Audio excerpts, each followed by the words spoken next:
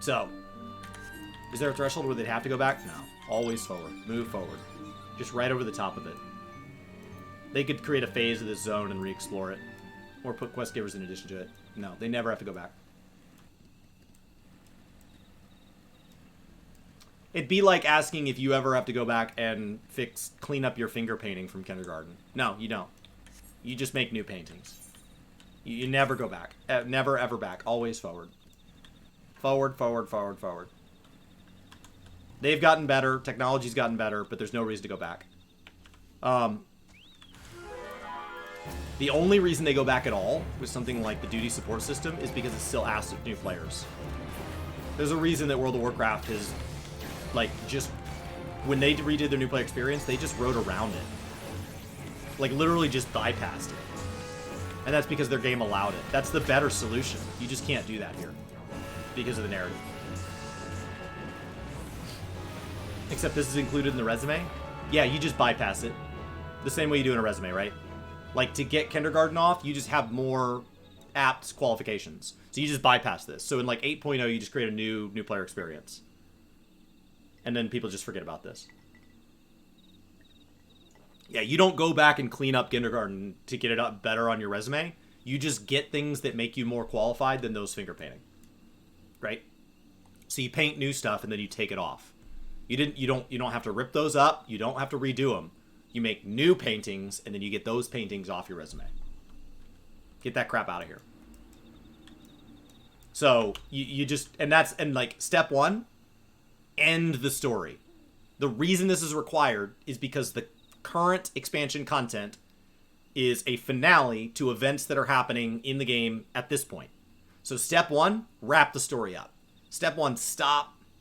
So when my mom married the guy I call my dad, he had a boat. And my dad's been married. My mom is his third wife. And he married the first one because he was told you couldn't have relations until marriage. And he thought, but I really want to do that. And he found a girl who thought the same thing. And they said, well, then let's get married. And so they did, so that they could do things. And then they realized, hey, maybe doing things isn't the basis of a marriage. So that one ended very, very, very rapidly. And then the next one lasted a good deal longer. And then there's like an actual marriage. And then my mom. But while he was going to get married to around the time of the brief wife, he bought a boat. And so he'd had the boat longer than he was married to the second wife because he bought it before and he still had it after they split.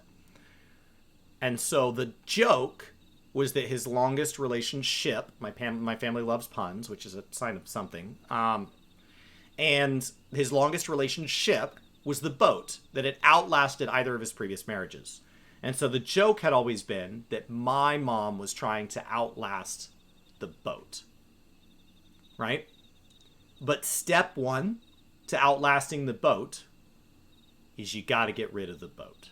Because the boat's timer is still increasing until you get rid of the boat. And so he did. He sold the boat and both of his jet skis within probably 3 years of marrying my mom to buy a classic car that he built. And that became his new hobby. And he's built like 4 of them. And he builds classic cars and then he sells them for probably exactly what he puts in minus time, and then starts over again. So he's not making money at it, he's just not losing money at it. And so he bought a Willys wagon and built that. It was amazing. But it stopped the timer on the boat. That meant that my mom's timer could now tick without competition against the boat. Now, she's since outlasted the boat. They've been married longer than he had the boat. And so, but step one was to get the boat out of the way. So if a Realm Reborn's new player experience, if things like the Sylph quests, if areas that in hindsight are clumsy, at the time they were doing the best they could with the information they had, this game really should only be compared to games of that time, but it's not. It's compared to games of now, and compared to now, it's wildly out of date. The graphics are acceptable. The story is acceptable. The writing is acceptable. The voice acting is actually can be found lacking. The gameplay and mechanics and pacing compared to current games, and especially compared to current Final Fantasy XIV, can be found lacking. And so you are somewhere between acceptable or just below acceptable for many, many, many qualities of A Realm Reborn. Now, the overall experience can still be something you enjoy, and that's perfectly valid. But when you compare it to Endwalker, it's like, wow, if somebody played this game for 100 hours and then made up their mind, they would really only get through A Realm Reborn, maybe Heavensward. And then they would decide to quit this game, and they would never experience Shadowbringers. They would never experience Endwalker. And if you met somebody off the street who said, yeah, I always try something for 100 hours before I decide if I like it, that's incredibly generous. Most of us do not, I don't know if I like Star Wars, but I'm just going to watch the movies and read the books for 100 hours and then make up my mind. No, why don't you watch one? And if you don't like it, stop. 100 hours is incredibly generous. And this game's new player experience, 100 hours in, would not have represented itself. It has a crappy resume compared to the qualifications it truly has. Compared to how good it really gets, this is not its strongest foot forward. So it's kind of like on your resume, you saying, I got straight A's in kindergarten, first grade, and second grade, right? In primary school. Okay, that's great. But since then, you've graduated from college, you've received some post-professional certificates, you've had related jobs. But you don't have room for those on your resume because you left your first grade report card on there. So, we've got to get those off the report card. So step one, you got to sell the boat. Step one, you've got to end this story. Because the reason A Realm Reborn is required content is that narratively and mechanically, A Realm Reborn is a required building block to the current endgame. So stop the current endgame so that we can begin a new player experience at some point. That's what WoW did. And I think that's a huge advantage. I think Chromie time is a huge advantage. I do. I think saying you have to play through all the expansions in order is insane. But saying, you know what? Let's just bypass people. And people who get invested in the game and then realize they want the lore can go back and do it in whatever order the community recommends. So there's all these people who are like, but what if they walk into Endwalker and they find out that Ascians are bad? Won't that spoil it? I guess. But if the alternative is them quitting, is that really that bad? How about they go in, they find out one or two spoilers. This is like a little one, right? They go into current Endwalker, they buy their skip, they jump into current Endwalker, and they find out Thancred didn't die. He's alive in Endwalker. I played through Endwalker, Thancred's alive. And then they come back here, and they're like, I'd heard it was really crazy. And they're like, man, I hope Thancred doesn't die. Except I know he doesn't die, because I'm from the future. Does that ruin A Realm Reborn? No. I mean, yeah, maybe a blind experience is better, more pure. But the alternative is some of those people don't play at all. And the free trial, including Heavensward, is wonderful. It's still not its best foot forward. Now you're saying, oh, well, they let my resume get longer, so I put my second grade report card on there. Come on, man. Yeah, I guess it's better, but, it's not your best foot forward. A Realm Reborn and Heavensward as a free trial sounds like, when you say the words free trial, it sounds like that is a good representation of the game. It does not represent the community as it exists around Endgame. It does not represent the lore as it exists around Endgame. It does not represent the mechanics as it sits around Endgame. The raids are different. The trials are different. They don't have access to all the classes. They don't have access to the zones. So we toss this mountain of content at them, and it's like, dude, I gave you not just one serving, not just two serving, but I gave you all the leftovers out of my fridge. But I didn't give you any of the fresh food. I didn't take you to any of the local restaurants. So you came to Dallas-Fort Worth to visit Brian and I gave you all my leftovers out of my fridge. And yeah, they're leftovers from my favorite restaurants. They're super good leftovers. But I didn't take you to a single one of the current restaurants. I think it's a disservice. I think the new player experience is one of the weakest things that this game does. And they're addressing it. They're trying. I think the market board is one of the weakest things. They're addressing it. They're trying. It's good. It's good. But we need to create a new player experience. And I don't know what that looks like. At first, it may be that there's a new player experience and you play through like a Hall of the Novice, followed by a Hall of the Mediocre, followed by a Hall of the Advanced. And if you do those 3 things, they give you 1 class level boost, and it boosts you to 90, and then you hop straight into 7.0 content. Like, it may be something that harsh, that crude. It may be something that just fixes a lot of the clumsy things.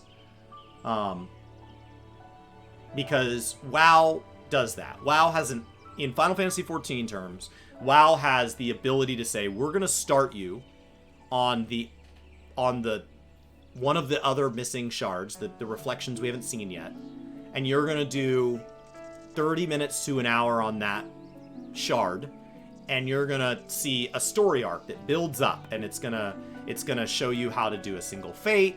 It's going to have you do you're going to do 3 quests for a beast tribe. You're gonna build up, and at the end you're gonna fight a sundered Ascian.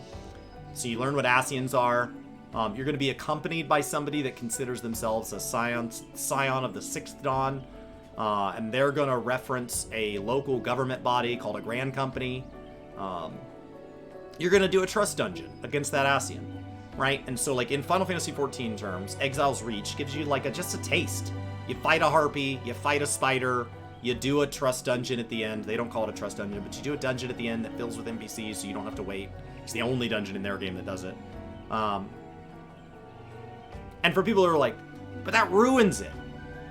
The pure one is still there. All we're doing is to see the next Marvel movie.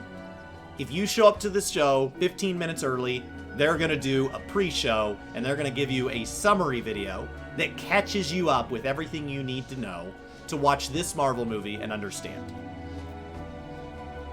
And there are going to be people out there, well, it's way better if you read all 400 comics and then watch the movies in this order and then go check out this fan fiction and then go watch this summary from Comicstorian and then go see the movie. Fine. I'm not saying remove that as an option, but just recognize that some people are going to look at you like you're insane, and those people need a door number 2. Let's just give them a plan B. Right? And so, now, WoW really struggles because they don't have the ability. The goal is to summarize a story arc, but their story arc has not been something that can easily summon in 30 minutes. And so, what happens afterwards is they had to decide what to do. So they dump you into a thing called Chromie Time. Chromie Time is basically level synced content that is an expansion. And so they, in theory, were like, okay, we'll just dump you into whatever expansion came out before the current one. And you'll just walk into that one and be confused. Like, it's hard. Creating with an alt, it's actually really nice. You do Exile's Reach, and then you go do whichever expansion you want to do. It's really nice for alts. I really like it. The one thing I don't like about it is when you hit level cap in Chromie Time, it kicks you out. I wish they'd let you finish the expansion where it is. Like, it teleports you out. They're like, okay. And, like, at least it did. When I did it, it said, like, 30 seconds, and then it just timed me out of the instance. Like, and it just sucked me out of Chromie Time. And it's like, yeah, but I'm not done. And so, like, their theories behind how Chromie Time worked sounded nice. The implementation feels clumsy. But in theory, they're dropping you into BFA where you'll have questions, but you'll at least be exposed to content that's not current, but is what most people are talking about when they're not talking about current. Most people in the Final Fantasy community, when they're not talking about Endwalker, are talking about Shadowbringers. So it says, hey, after you finish this shard, you gotta do Shadowbringers. You gotta do Shadowbringers. Now, thankfully, Shadowbringers was written to be experienced by a story skipper. So in 14, it would work. Endwalker was not. So when we're in 7.0, you can't dump people from Exile's Reach into Endwalker. It doesn't make sense. Does WoW still let you freeze experience? They've toggled that on and off over the years. I have no idea what they currently do. I'm not currently subscribed. That's been an on and off thing over the history of WoW. There's arguments for Twinks, there's arguments against Twinks. So, I don't know. It's tough. My problem with the BFA thing as well is that Brian did it, and I told him to do BFA. And so, like, I don't know if it gave him an option, but I said he was going to have to do BFA. And when it dropped him to BFA, I was going to Sherpa him through BFA. Because I knew that he would hit cap in BFA prior to finishing BFA. Because I'd done Chromie time already. And so when I brought Brian into WoW with me, I said, hey, we're going to play together. They've got controller support. Come on in. So he came on in. The controller support's clumsy. But he was doing it with me. And we get to the end of the first, and you get out of the castle, and the first zone is like, you gotta finish the forest. And I'm like, that's weird. I want to go to Volpoon. And, or whatever it is, the desert in the top left. And, because we're Horde. And so, like, we finish then they make us do the jungle, and then after the jungle, they make us do the swamps, which was my least favorite zone. So, like, we were gonna hit cap before we did my favorite zone. So it didn't let me take him where I wanted to take him. So then I wasn't having as much fun, and because I wasn't having fun, he wasn't having fun. Because he didn't really want to be there. He wanted to experience what I was excited for him to experience. And so the moment I wasn't excited, he's like, well, I don't really want to be here anyway. Brian has picked up WoW because of me 2 or 3 times. He has literally never made it to cap. So when he says he's played WoW, that's because it's a lie to make it seem like, oh, if you saw Brian play WoW, it'd be a blind experience. That's not true. But then when he says he's played WoW, sometimes people go, oh, he's played WoW, so, like, when I listen to him, I should expect an experienced player to tell me about WoW. That's not true either. He has downloaded and played the game. He has no idea how WoW works. Because he's never made it to cap. And it's such an in-game based game that, like, when WoW was, like, all the hotness, and you'd see, like, a celebrity would be asked, like, have you played World of Warcraft? And they would go, I have played World of Warcraft. And then, like, it was the super popular thing, so they, like, follow the meta answer. I love World of Warcraft. Nothing better than after a long day of work in my job that you're asking me about because I'm a celebrity, and so my work is not anything anybody can relate to. I come home and relax and unwind with World of Warcraft. I am a level 43 dwarf. Shut up. If you are not level capped in World of Warcraft, you have not played World of Warcraft. That is not gatekeeping, that is a statement of fact. There are people in the community that would say if you played at cap and you have not done X, Y, and Z, you haven't played WoW. So there is no way, if you have not hit cap in WoW, that you've played WoW. Nope. You took a bite of one avocado roll and then said California roll and said, like, I've had sushi. Have you? You took one. How did you not even eat it in one bite? I ate half a California bite one time. The avocado and rice touched my tongue one time. No. You have to go back. You have to go back. Shadowbringers is great. If they'd given any more introduction to the Scions and Menphelia, you would be fine through all of Shadowbringers initially. The patch content would get confusing when they pan back, and I can tell you that as a story skipper, because Shadowbringers was my first narrative experience, and so then when they started panning, so when we got into the patch content and they started jumping back to the source, that's where I was like, I don't know. So, Shadowbringers is a great starting point. But they're going to have questions when they get to the patch content. I think they would restart. The problem is you can't do Endwalker. Like, I do think that my Endwalker experience was made worse by not having done anything prior to Shadowbringers. Not doing the Omega raids. And they warned us to do the Omega raids. I just didn't have time.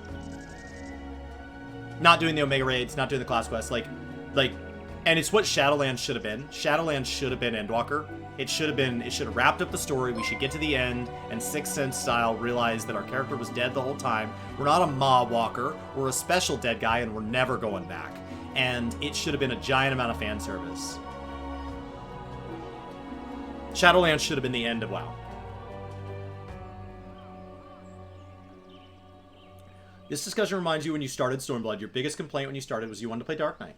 So you flew through ARR, you found the sheer amount of content required to get there more of an annoyance. And, yeah. Yeah. It kind of is. I don't think, at this point, that Shadowlands is still on the initial path. I think they're pivoting it as much as possible. So, I think it would have been better if from the outset they'd planned on it being that. It should have been... I don't know. I'm intrigued. They've got an announcement on, like, the 19th or something. The current raid series has been received really well. They've been making changes in the right direction. They've been changing leadership out at the level that would tie Ian's hand. So they're removing excuses. So if WoW doesn't get better, it is Ian's fault. He has to go. So all of his excuses have been removed, which is great because it means if he is qualified to do his job, he'll do it. There's been a lot going on in WoW that has me really optimistic that 10.0 could be amazing. Could be nice. Could be really nice. And I like expansion launches, so I'll probably like 10.0 patch day, launch day. It's everything after launch day. I liked Shadowlands at the start. I liked BFA at the start. They've been dealt a lot of constraints at this point, so like, I am narratively aware of WoW. I'm not narratively invested in WoW. So, like, if they have to take the story in a weird direction to get us to good gameplay, for me personally, I'm all in. So. The jailer's trying to protect us, of course. It's always going to be leveled up. And that greater evil was actually the creationists. It's always one more thing. The problem is WoW, people say WoW hasn't changed. My opinion is that WoW has changed too much. I think WoW has changed too much. I think WoW is... Every expansion, they take the pendulum and they just kick it to the other side. And people cheer. They come out at like, imagine this. Yoshi P walks out at FanFest, right? He says... The Hydaelyn Zodiark Saga, which is what they're referring as ARR to Endwalker. It's not an Endwalker story-based phrase. The Hydaelyn Zodiark arc is what they're calling everything. 2.0 to 6.0. That's the name of the saga. It's called Hydaelyn Zodiark. So the Hydaelyn Zodiark arc, right? That is over. And we have heard your complaints. And we're now going to fix all of them. Yay! Yay! Yay! We are going to overhaul Glamour. All new Glamour system. You will be able to store every item in the game. Yay! Yay! Oh my god! Oh! Oh! Yay! Oh! Oh! We are going to voice act all cutscenes moving forward in the story.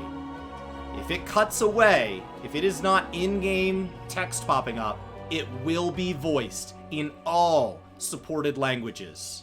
Oh, yay! Yay! Oh. Some of you have said that you don't like the relic system. The relic system will be totally different in every single way than anything we've done before. Oh, yay! Blue Mage will no longer be a limited job. And for those of you that like the limited job system, we will now be creating a limited version of every single job to exist in its own separate thing, like Deep Dungeon or something. Oh, yay!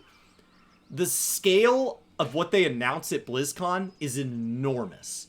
Every single time.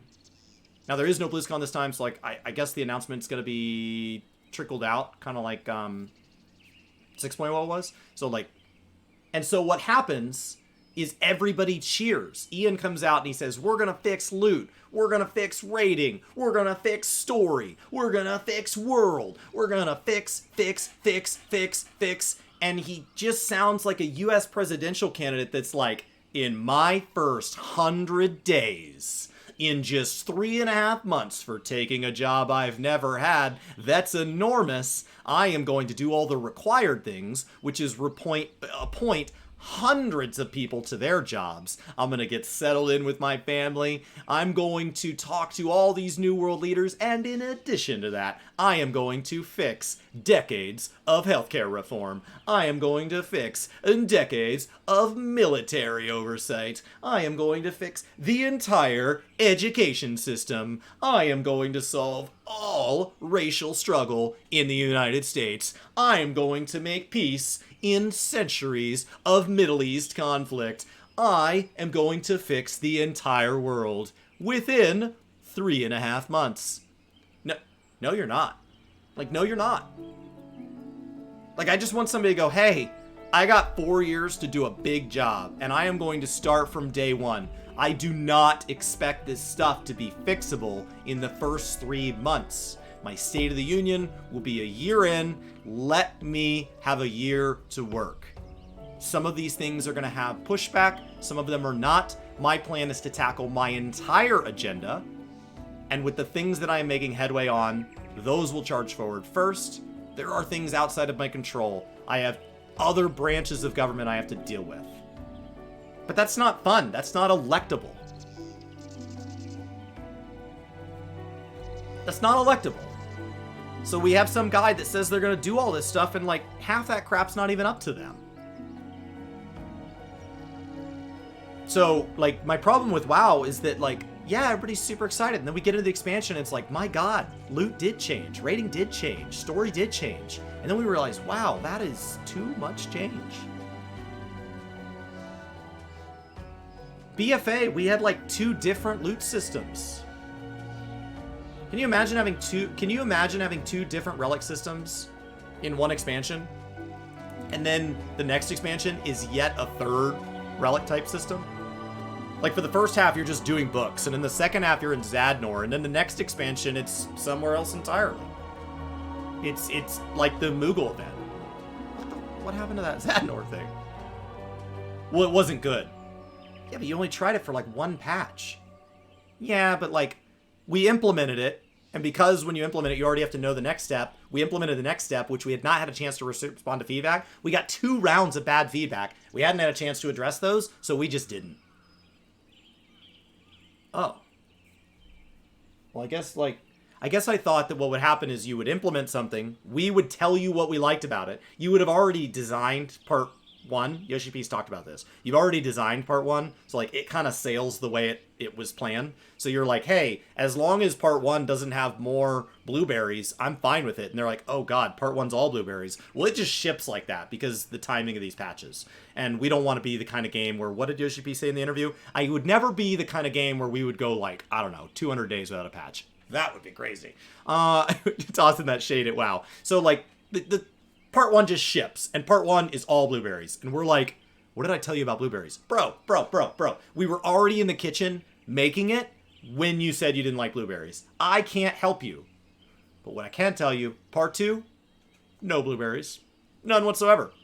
But then, during part 2's making, we get the part 1 feedback, and we're like, actually, now that I see more blueberries, I kind of want some blueberries. So then part 2 ships, no blueberries. Not a single blueberry. And we're like, oh, it's so much to push through where I can't even get 1 blueberry. It just, without the blueberries, it just sucks. So then we get into part 3, there's some blueberries. And we're like, oh, thank God. It's perfect.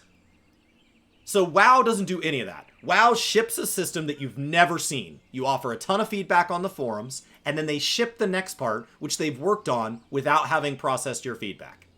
They then hear your feedback, the next part ships, it's of course wrong, and then they get feedback on that while they're making the next part, they say, you know what? We're just gonna kill this whole system. That seems hard, so we're just gonna delete the entire thing. So then the players are like, well then why did I give you feedback? I guess I'll just screw off then. Because it never makes it in game. And they have a PTR, but the PTR at this point's a glorified advanced trial. Because they don't seem to have the ability internally to process in real time the feedback they get from the free trial beyond, like, bug reports. And even those, the PTR should probably go away based on anybody I know that plays on the PTR. I play on it going into an expansion. I don't play on it the rest of the time. And when I play on an expansion, I play on it, like, looking for one specific thing. So, like, I went in to test Time Worn artifacts. And so I go in with, like, one thing.